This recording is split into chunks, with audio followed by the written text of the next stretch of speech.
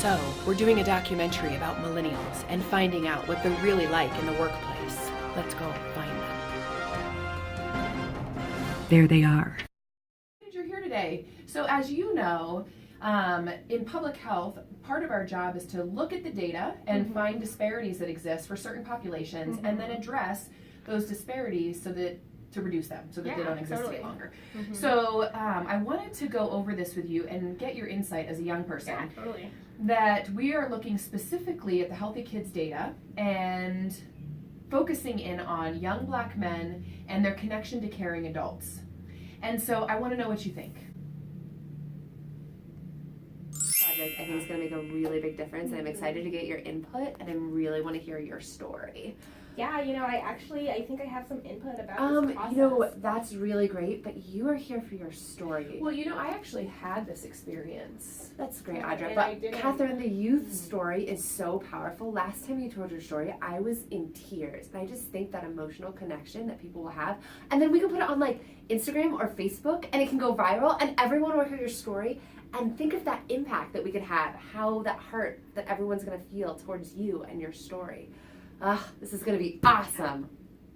Hey, so Lauren, I just wanted to check in with you about this meeting that we're going to have for youth engagement and just make sure that it's actually accessible for young people to show up to. So making sure that it's on like public transit routes and that it's after school or during the weekend when more young people can show up. Because I know that, last time for the meeting that we had, a lot of young people didn't show up because it was during the morning on Wednesday.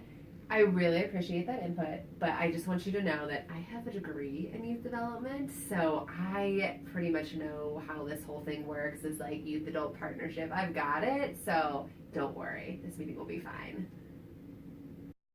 I'm so excited that you're meeting with me today. I'm so excited about this because I'm sure, like as a young person, you have smoked marijuana or had gonorrhea or smoked at least a cigarette. So I'm sure that you at least one of those things. So I wanted you to see these flyers because we don't want young people to have gonorrhea or smoke marijuana or smoke cigarettes. Yeah, totally. So will you look at these flyers? What do you think? What do you think of these?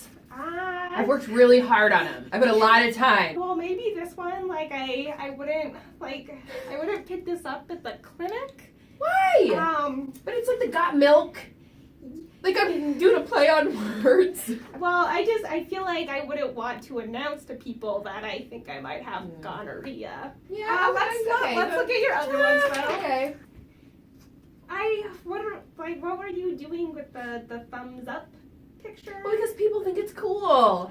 Right. Maybe we could change this around a little, space out some of these paragraphs a little more. These words are really, like, it's important for us to tell young people everything that they need to know about tobacco and... I think young people already know tobacco's, bad for them. I don't know if you need these statistics about 41,000 deaths among non-smoking adults from secondhand smoke. Let's go to the next one. Knowledge is power. Let's move on. Yeah, again, I feel like young people might already know this. We could make this a little more youth-friendly.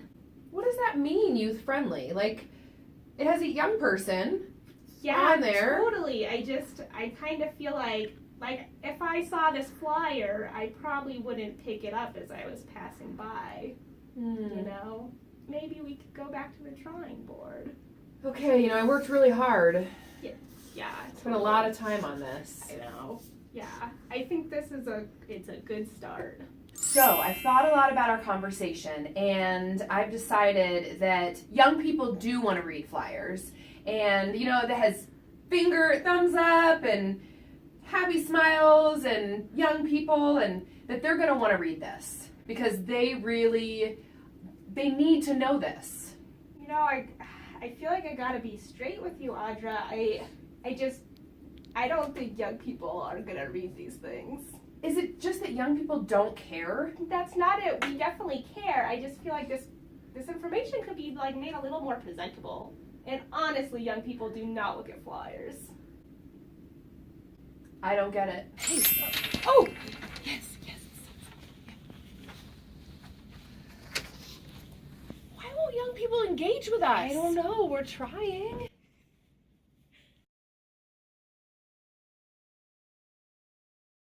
One thing that I don't enjoy is kind of this aspect aspect of like tokenization, and I think it shows up in any like organization that hires youth advisors, for their first time.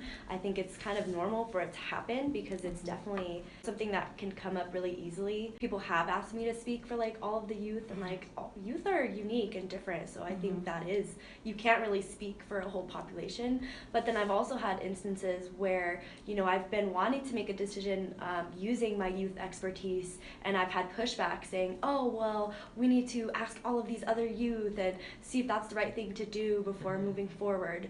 So I think there needs to be a balance of like trust and also like getting that input from a larger community and a larger group. Some of us don't have the college experience or been in government long. It's been an atmosphere of you're new and you're youth. You don't know what you're doing.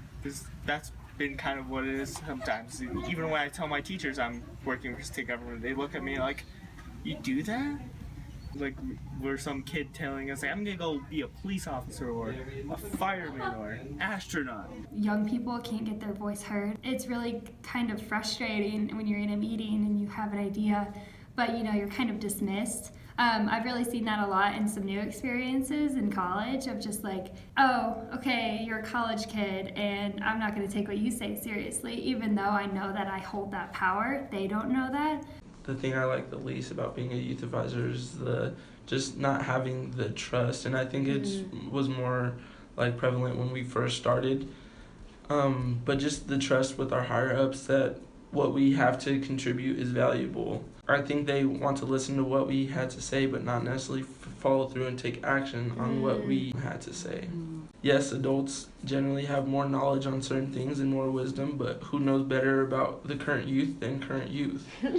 Relationships working with young people need to be equal give and take. A big success, at least at CPHE, is the whole environment is open to youth input and youth feedback. But just upon arriving, it's kind of, we want to use young people in our policies and have them look at different things.